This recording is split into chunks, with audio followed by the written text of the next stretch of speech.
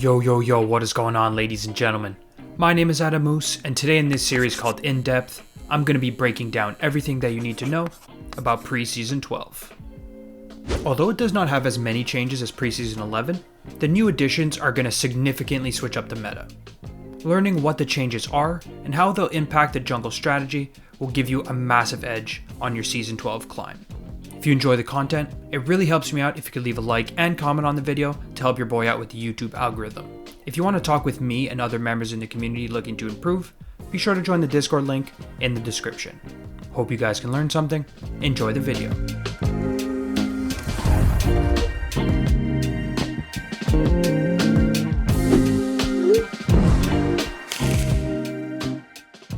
To start off, let's discuss the jungle specific changes that will have the biggest impact on the meta. First and most important, the early game Scuttle Crab XP nerfs. In recent times, Scuttle Crab has been the single most important factor in determining what jungle routes are viable in the early game. With the 80% XP nerfs, doing a 5 camp clear into Scuttle will no longer allow you to hit level 4.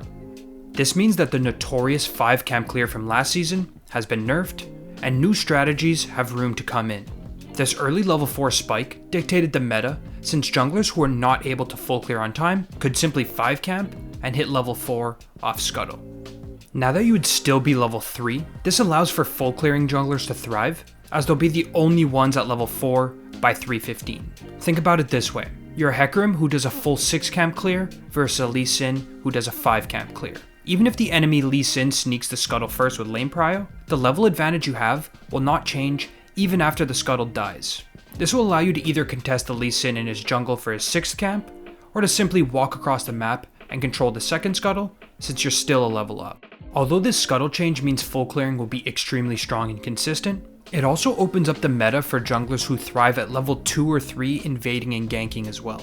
Let's go over another example. You're a Graves against Hecarim. Since Hecarim wants to full clear and farms faster than you can choose to kill Red, get level 2 and invade, kill 3 camps for a level 3 into an invade, or even 4 camps into contesting Hecarim in his jungle before he hits level 4. Instead of all the focus being about Scuttle Crab, knowing when to maximize farming your camps or invading the enemy's camps is going to be the biggest difference maker now. What I really enjoy about this change is that it opens up so many more options rather than just autopiloting to contest Scuttle.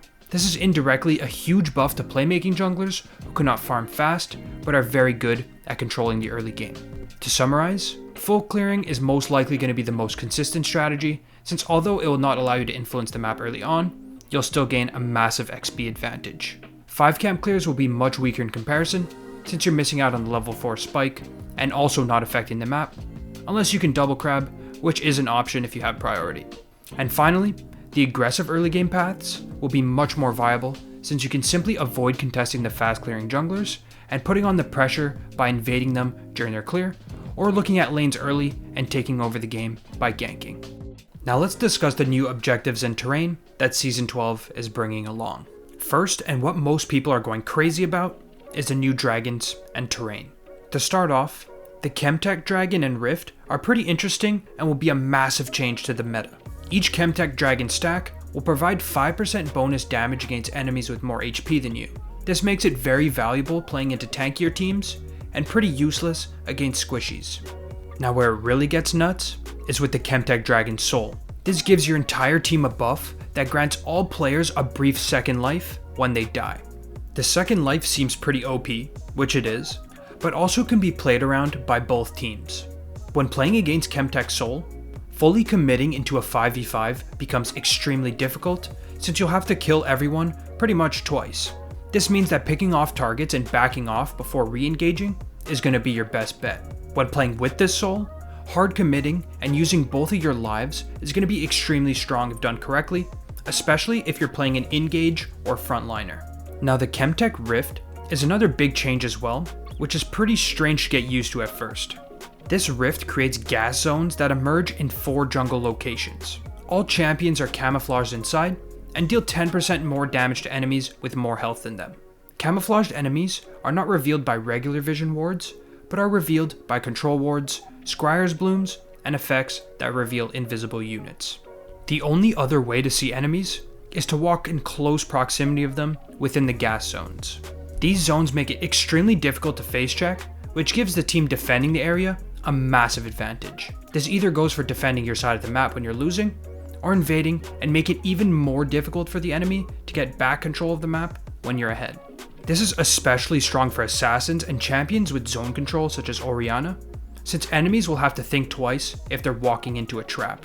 Next up is the new Hextech Dragon and Hex Gates. Each Hextech Dragon stack grants 5 ability haste and 5% attack speed. In my opinion, this is one of the best standalone dragons per stack, since these are both fantastic stats to get.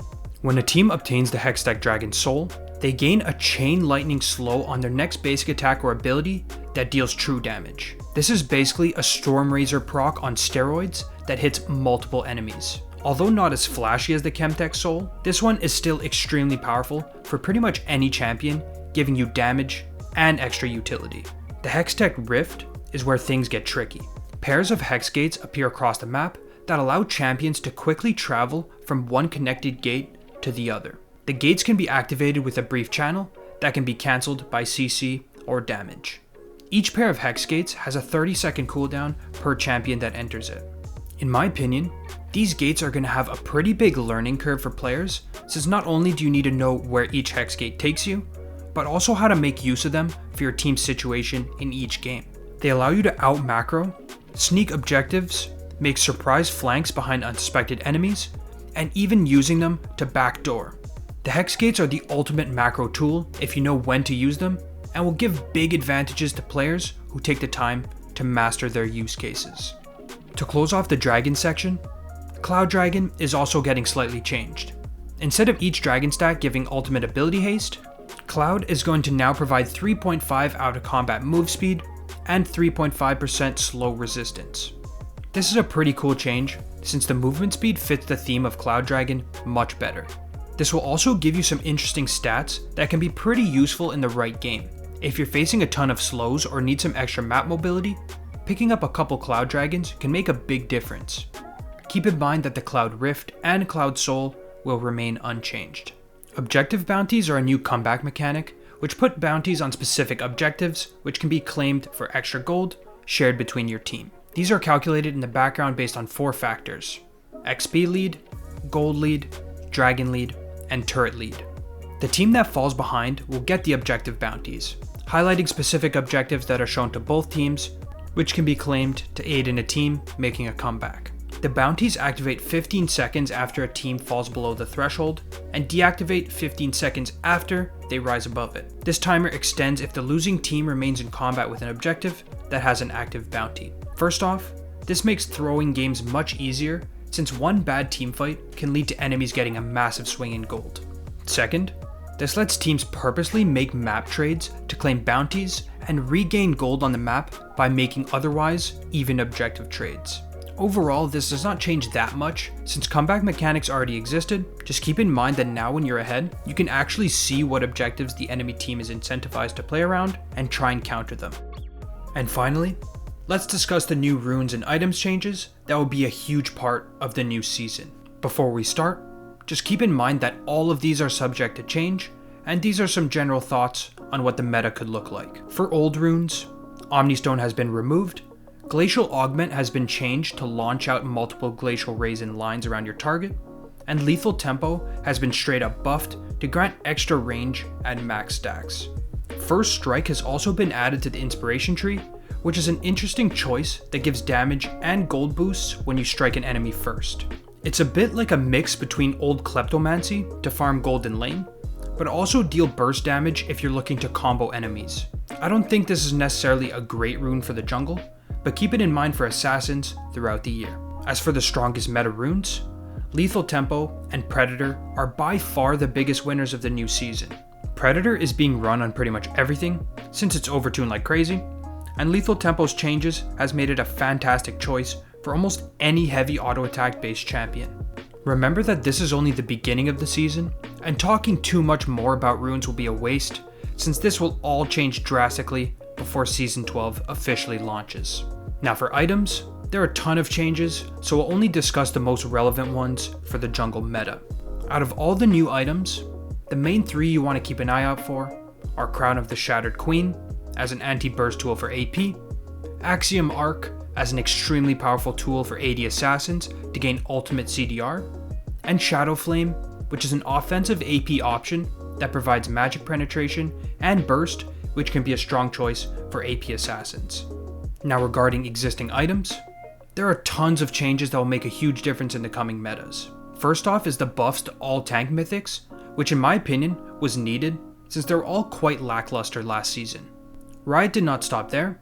Items such as Abyssal Mask, Force of Nature, and Gargoyle Stoneplate have also been changed, which is also pretty much straight buffs all across the board. In general, tank items are cheaper and will have more utility, giving tank junglers some options to climb back into the meta. Out of all the AP item changes, the ones that are going to shake up the jungle meta most will definitely be Demonic Embrace, Cosmic Drive, and Everfrost. Demonic is now an extremely strong option for tanks and battle mages, which gives you extra AP based on bonus health. Everfrost is now a very cheap option, which still provides great utility, and Cosmic Drive no longer requires 160 AP and will give bonus move speed and AP during combat. The mage changes are not too big of a deal for the jungle, just make sure to keep these choices in mind for those AP junglers. And finally, the lethality item changes. All lethality mythics are getting cost reductions and pretty much just straight up buffed, especially for melee champions. Since the lethality mythics were pretty weak last season, and most champions just build Gore Drinker instead, it does make sense to buff them. The only other change is a 100 gold cost increase to Youmuu's Ghostblade, since it was overused and pretty OP. In summary, tanks are getting way more options, mages will have some decent new choices, but most things remain unchanged, and assassins will have stronger mythics, making them pretty scary as well. Riot has done a pretty good job so far with the preseason, but some work still has to be done to balance out all the new additions to the meta. No matter what you think about the changes, it's important to get familiar with not only what the changes are, but what the outcomes of them will be, so that you can be ahead of the meta for when the new season arrives. That will do it for my in-depth guide on the Season 12 changes. If you want to support my content, make sure you subscribe to the channel and turn on notifications to keep up with my weekly uploads. Most people who watch are not subbed, and any extra support really helps my channel grow. If you have any questions or opinions, be sure to leave them in the comments below.